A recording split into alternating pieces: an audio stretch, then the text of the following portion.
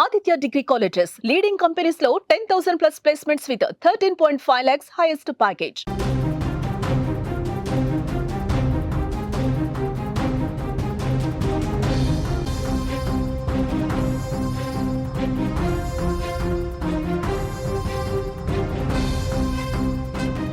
గండికోటలో దారుణ హత్యకు గురైన వైష్ణవిని చంపింది ఎవరు? ఈ ప్రశ్నకి ఇంకా సమాధానం దొరకలేదు. దొరికినట్టుగా కొంత భ్రమలు బయటకి కనిపిస్తున్నప్పటికీ ఈ ప్రశ్నకి సరైన సమాధానం దొరకలేదని పోలీసుల నుంచి స్పష్టమైన సమాచారం ఉంది. నేను చెప్తున్న ఈ మాటలు పూర్తి స్థాయిలో కడప జిల్లా పోలీసులతో మాట్లాడిన తర్వాత, వాళ్ళతో కన్ఫర్మేషన్ చేసుకున్న తర్వాత చెబుతున్న మాటలు. ఒక బాలిక, ఇంటర్ చదువుతున్న ఒక బాలిక దారుణ హత్యకు గురైతే ఆ హత్య కేసుని ఛేదించడానికి పోలీసులు అన్ని దారుల్లో విచారణ కొనసాగిస్తుంటే, కొందరు వ్యక్తులపైన లేకపోతే కొందరు వ్యక్తుల్ని పదే పదే ప్రశ్నిస్తుంటే వాళ్ళే హంతకులు అన్నట్టుగా కొంత సమాచారం బయట తిరుగుతుంది. కానీ ఇది పూర్తి అవాస్తవమని పోలీసులు చెబుతున్నారు. నిజానికి గండికోటలో హత్యకు గురైన వైష్ణవి హత్య కేసులో చాలా విచారణ రకరకాలుగా కొనసాగుతోంది. మొట్టమొదట ప్రియుడు లోకేషే హంతకుడు అన్నారు. ఆ తర్వాత వైష్ణవి సోదరుడు సురేంద్ర పేరు తెరపైకి వచ్చింది. ఆ తర్వాత ఇంకొక సోదరుడు కొండయ్య అన్నారు. తాజాగా సొంత అన్న బ్రహ్మయ్య అంటున్నారు. అంతేకాదు ఇందులో మరొక ప్రచారం కూడా జరుగుతోంది. ఆస్తి కోసమే వైష్ణవిని చంపారనే కొత్త ప్రచారం జరుగుతుంది.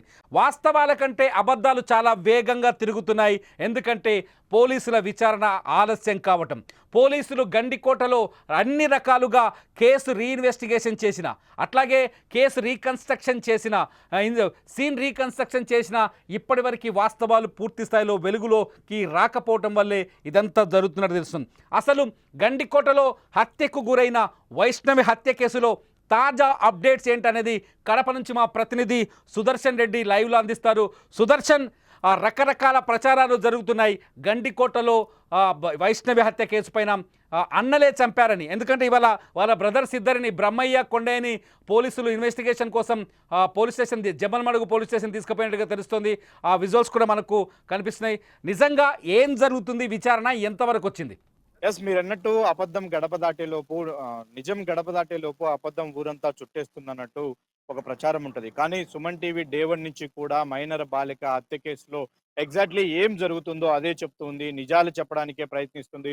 ఆ నిజాలను కూడా 1కి 2 సార్లు ధృవీకరించుకున్న తర్వాతే ప్రజల ముందు పెడుతూ ఉంది. ఊహలు వేరు, అనుమానాలు వేరు, అపనిందలు వేయడం వేరు. కానీ అనుమానాల వరకే ఇప్పటి వరకు సుమన్ టీవీ ప్రతి విషయంలోనూ ప్రస్తావించింది. ఎస్, పోలీసులు కూడా ఒక కేసును ఛేదించాలి అంటే అన్ని కోణాల్లో అందరినీ అనుమానించాల్సిన అవసరం ఉంటుంది. ఆ విధంగానే పోలీసులు ఎవరినైతే అనుమానిస్తున్నారో, ఎవరినైతే విచారణకు పిలుస్తున్నారో అదే విషయాలనే పదే పదే మనం చెప్పడం జరిగింది. అంతే తప్ప ఎవరి మీద నిందలు మోపలేదు, ఎవరి మీద నీలాప నిందలు ఆమోదించలేదు. కాబట్టి ఇప్పటికీ అదే కోణంలోనే సుమన్ టీవీ కవరేజ్ కొనసాగుతూ ఉంది. అయితే పోలీసుల కేసు విచారణలో భాగంగా ప్రియుడికి క్లీన్ చిట్ ఇచ్చారు. మరో 3వ వ్యక్తి, బయట వ్యక్తులు, ఆకతాయిలు ఎవరన్నా ఉంటారా అన్న కోణంలో కూడా విచారణను పూర్తి చేశారు. ఆ రోజు గండికోటకు వచ్చినటువంటి 200 వాహనాలకు సంబంధించి కూడా వాళ్ళ విచారణ, వాళ్ళ క్రాస్ చెకింగ్ పూర్తిగా పూర్తయింది. అయితే ఇప్పుడు బరిలో నిలిచింది, పోలీసులు అనుమానిస్తున్నది, పోలీసుల విచారణ ఎదుర్కొంటున్నది కేవలం కుటుంబ సభ్యులు మాత్రమే. అయితే కుటుంబ సభ్యులు చంపారు అన్న విషయాన్ని పోలీసులు ఇప్పటికీ కూడా ధృవీకరించని పరిస్థితి కనిపిస్తుంది. ఎస్, అనుమానాలను వ్యక్తం చేస్తూ ఆ అనుమానాల్లో భాగంగానే వైష్ణవి అన్నలను ముగ్గురిని కూడా విచారిస్తున్న పరిస్థితి కనిపిస్తుంది.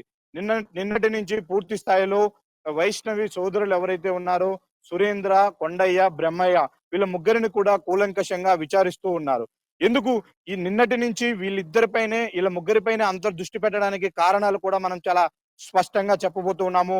ఎందుకంటే వైష్ణవి సొంత అన్న బ్రహ్మయ్య వైజాగ్ అంటే చెన్నై వెళ్ళాడు ఆ రోజు అని మొదటి నుంచి కూడా వాళ్ళ పేరెంట్స్ చెప్తూ వచ్చారు. అయితే బ్రహ్మయ్య ఫోన్ లొకేషన్ హనుమన గుత్తిలోనే చూపిస్తుంది. ఆ రోజు విలేజ్ లోనే ఆయన మొబైల్ ఉన్నట్టుగా పోలీసులు గుర్తించారు. అందుకే అతని మీద అనుమానాలు వ్యక్తం చేసి విచారణ చేస్తూ ఉన్నారు. మరొక సస్పెక్ట్ కొండయ్య ఏ రోజు 14వ తేదీ హత్య జరిగింది. ఆ రోజు రాత్రి మృతురాలై వైష్ణవి గండికోటలో ఉన్నటువంటి రంగనాథ స్వామి ఆలయం వెనుక విగత జీవిగా పడి ఉంది. అయితే అదే రాత్రి కూడా కొండయ్య రాత్రంతా గండికోటలోనే ఉన్నాడు అంటూ ఒక క్లూ పోలీసులకు దొరికినట్టుగా మనకు సమాచారం అందుతుంది. అందులో భాగంగానే చెల్లెల్ని వెతికే విషయంలో చాలా ఉదయం నుంచి క్లియర్‌గా మీరు చెప్తున్న పాయింట్స్ బట్టి చూస్తే 2 అనుమానాలు చాలా బలంగా కనిపిస్తున్నాయి పోలీసుల విచారణలో. ఒకటి వైష్ణవి సోదరుడు బ్రహ్మయ్య ఫోన్ హనుమ గుర్తు ఆమె సొంతూరులో ఉండడం. అంటే అతను చెన్నైకి వెళ్ళలేదనే క్లారిటీ వచ్చినట్టు అనుకోవచ్చా పోలీసులకి? అట్లాగే కొండయ్య ఆ రోజు రాత్రంతా అంటే హత్య అంటే మంగళవారం రోజు హత్య జరిగినట్టుగా బయటకు డెడ్ బాడీ దొరికి విషయం బయటకు వచ్చింది.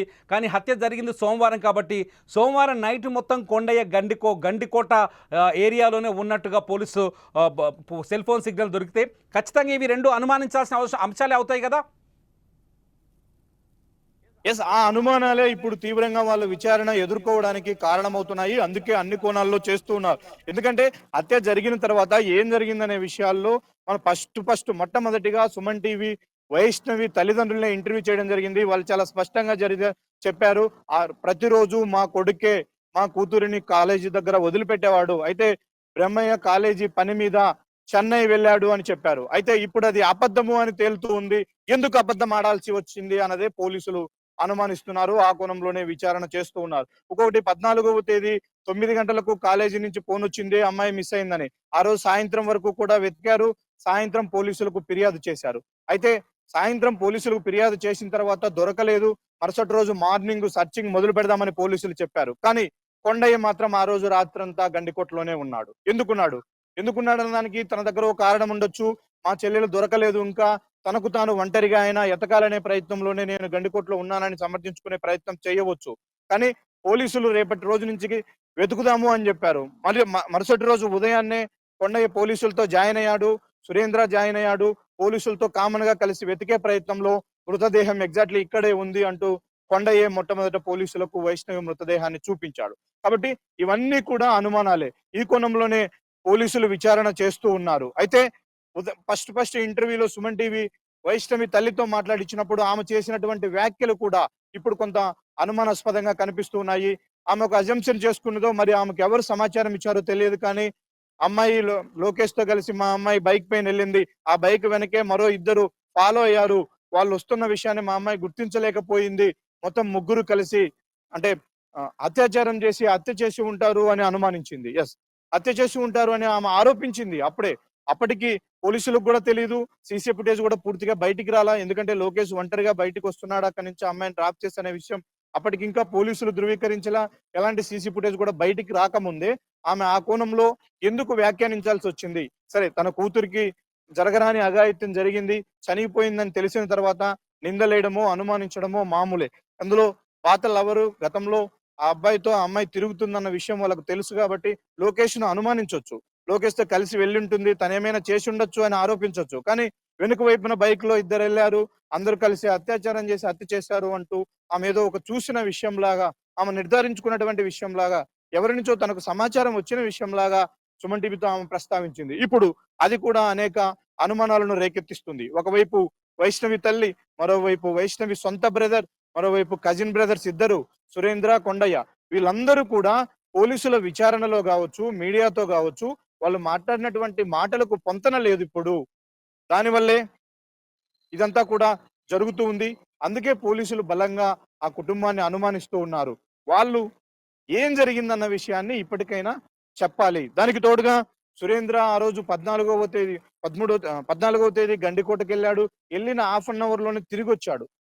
అంటే అక్కడ నేను వెతికాను, నిర్ధారించుకున్నాను, అక్కడ లేరు కాబట్టి తిరిగొచ్చాను అని చెప్తూ ఉన్నాడు. అయితే తిరిగొచ్చినటువంటి వ్యక్తి మరోసాట వెతికే ప్రయత్నం చేయకుండా, ఎందుకంటే లోకేష్ వాళ్ళ బావే చెప్పాడు కడపకి వెళ్ళాడు మావాడు అని. మరి అనుమానించి కడపకు వచ్చి వెతకాల్సినటువంటి అతను తన పిన్నితో కలిసి కాలేజీలో మధ్యాహ్నం 12:15 వరకు, 1 గంట వరకు కూడా కాలేజీలో సీసీ కెమెరా కవరేజ్ ఎక్కడుంటుందో అక్కడే ఎందుకు కూర్చోవాల్సి వచ్చింది?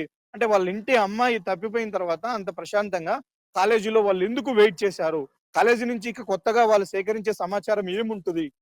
ఇవి కూడా అనేక అనుమానాలకు తావిస్తున్నాయి. కాబట్టి వీటన్నిటి కోణంలోనే అన్ని అనుమానాలు కుటుంబ సభ్యులపైనే ఉన్నాయి. ఆ కోణంలో పోలీసులు ఎక్కడా కూడా మిస్‌లీడ్ చేయట్లేదు. ఏ ఒక్క ఇన్ఫర్మేషన్ కూడా వదలట్లేదు. ఖచ్చితంగా వాళ్ళందరినీ పూర్తిగా విచారించే ప్రయత్నం చేస్తూ ఉన్నారు. కాబట్టి బహుశా వాళ్ళే ఈ హత్యకు పాల్పడి ఉంటారా అన్న కోణంలో జరిగితే జరగొచ్చు. కానీ పోలీసులు ధృవీకరించనంత వరకు కూడా మనం నిందలు మోపే పరిస్థితి లేదు. మీ అప్డేట్స్ అవునా? ప్రకారం చూస్తుంటే ఇంకా హత్యకు సంబంధించి వైష్ణవి హత్యకు సంబంధించిన ఎటువంటి బయటకు రాలేదు. వైష్ణవి హత్యకు సంబంధించిన ఎటువంటి అధికారిక ప్రకటన బయటకు రాలేదని చాలా స్పష్టంగా అర్థమవుతుంది. వైష్ణవి దారుణ హత్యకు గురైంది. అయితే ప్రస్తుతానికి కుటుంబ సభ్యుల చుట్టూ విచారణ కొనసాగడంతో కుటుంబ సభ్యుల పేర్లని కొంత బయటకు తీసుకొచ్చినట్టుగా కనిపిస్తుంది. పోలీస్ స్టేషన్కి జమ్మలమడుగు పోలీస్ స్టేషన్కి వాళ్ళ బ్రదర్స్ ఇద్దరిని తీసుకెళ్లిన విజువల్స్ ఇంతకుముందు మీరు స్క్రీన్లో చూశారు. సుమన్ టీవీ దగ్గర కూడా విజువల్స్ ఉన్నాయి. కాకపోతే ఇంకా ఆ విజువల్స్ మీరు చూడొచ్చు. అయితే సుదర్శన్ ఎవరైతే బ్రహ్మయ్య లొకేషన్ ఆ రోజు హనుమ గుర్తులో ఉన్నట్టుగా బ్రహ్మయ్య పైన అనుమానాలు ఉన్నాయి. బ్రహ్మయ్య సొంత అన్నయ్య వైష్ణవికి ప్రతిరోజు అతనే కాలేజ్ దగ్గర దించేసేవాడు. బ్రహ్మయ్య ఆ రోజు చెన్నై పోయినట్టుగా కుటుంబ సభ్యులు చెప్తున్నారు. బ్రహ్మయ్యని అలా పోలీసులు తీసుకెళ్లి ప్రశ్నిస్తున్నారు.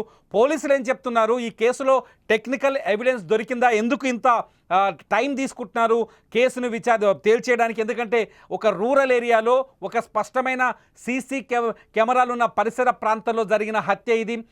ఇటువంటి మిస్టరీని ఛేదించడం పెద్ద కష్టమైన పనేమి కాదు. టెక్నికల్ ఎవిడెన్స్ కూడా బోల్డ్ అంతా పోలీసుల దగ్గర ఉన్నట్టుగా తెలుస్తుంది. పోలీసులు చెప్తున్న దాన్ని బట్టి చూస్తే సందేహాలు ఎలా ఉన్నాయి? పోలీసులు తేల్చే అవకాశం ఉందా ఈ కేసుని ఇవాళ? నిజానికి మొదటి రోజు రిలీజ్ అయినటువంటి సీసీ ఫుటేజ్ ఆధారంగా చాలా మంది ఒక నిర్ధారణకు వచ్చారు, లోకేషే కారణమై ఉంటాడని. కానీ అలాంటి మిస్లీడ్ మరోసారి జరగకూడదన్న కోణంలోనే పోలీసులు మొదటి నుంచి కూడా చాలా జాగ్రత్త పడుతూ ఉన్నారు. సీసీ ఫుటేజ్ ను పూర్తిగా అనాలిసిస్ చేస్తూ ఉన్నారు. మరోవైపు పేరెంట్స్ ఇచ్చినటువంటి ఇన్ఫర్మేషన్ ను క్రాస్ చెక్ చేసుకుంటున్నారు. మరోవైపు ప్రియుడు లోకేష్ ని కూడా ఆ రోజు నుంచి డే 1 నుంచి కూడా విచారణ చేస్తూ ఉన్నారు. వీళ్ళందరూ ఇస్తున్నటువంటి సమాచారాన్ని లోకేష్ దగ్గర ప్రస్తావించి అతని దగ్గర నుంచి కూడా క్రాస్ చెక్ చేసుకుంటున్న పరిస్థితి కనిపిస్తుంది. వీటన్నిటి నేపథ్యంలో పోలీసులు ఒకటే చెప్తూ ఉన్నారు, కుటుంబ సభ్యులు ఇస్తున్నటువంటి సమాచారంలో కొన్ని లోపాలు ఉన్నాయి, కొన్ని అబద్ధాలని కూడా తేలుతూ ఉన్నాయి. దానికి సంబంధించినటువంటి టెక్నికల్ ఎవిడెన్స్ కూడా తమ దగ్గర ఉంది. కాబట్టి ఎందుకు వాళ్ళు మిస్లీడ్ చేయాల్సి వస్తుంది, ముందే వాళ్ళు ఎందుకు ఒక నిర్ధారణకు వచ్చి ఆ అమ్మాయి పైన అత్యాచారం జరిగిందని చెప్పుకుంటున్నారు.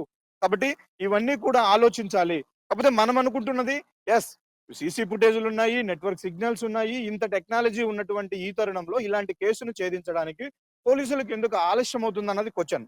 ఇప్పుడు ఎవరైతే అనుమానాలు ఎదుర్కొంటున్నారో వాళ్ళందరూ కూడా ఇప్పటి వరకు బాధితులుగానే ఉన్నారు. వాళ్ళ ఇంటి అమ్మాయి గండికోటకి వెళ్ళింది, దారుణ హత్యకు గురైంది. కాబట్టి వాళ్ళని తీసుకొచ్చి మీరే చేసి ఉంటారు అని పోలీసులు తమదైన యాంగిల్లో విచారించడానికి ముందుకు రారు. ఎందుకంటే అది చాలా సెన్సిటివ్ ఇష్యూ. కాబట్టి అన్ని కోణాల్లో నిర్ధారించుకున్న తర్వాతే, మిగిలిన వాళ్ళు ఎవరి పాత్ర ఇందులో కనిపించలేదు అన్న తర్వాతే ఫైనల్ గా కుటుంబ సభ్యుల ప్రవర్తన ఎలా ఉంది, కుటుంబ సభ్యుల దగ్గర నుంచి వస్తున్నటువంటి ఇన్ఫర్మేషన్ ఎలా ఉందనే దాన్ని క్రాస్ చెక్ చేసుకునే ప్రయత్నం చేస్తారు. అందుకే ఇన్ని రోజులు ఆలస్యమైంది. ఇప్పుడు పోలీసులు అయితే బలంగా నమ్ముతూ ఉన్నారు, కుటుంబ సభ్యుల పాత్ర లేకపోయినప్పటికీ ఇది కుటుంబ సభ్యులకు తెలిసే జరిగి ఉంటుంది అన్న అనుమానం అయితే బలంగా పోలీసులకు ఉంది. అందుకే నిన్నటి నుంచి కూడా చాలా సీరియస్ గా వైష్ణవి సోదరులందరినీ కూడా పూర్తి స్థాయిలో విచారిస్తూ ఉన్నారు. వాళ్ళకి దొరికినటువంటి టెక్నికల్ ఎవిడెన్స్ ను వాళ్ళ ముందు ఉంచుతూ ఉన్నారు.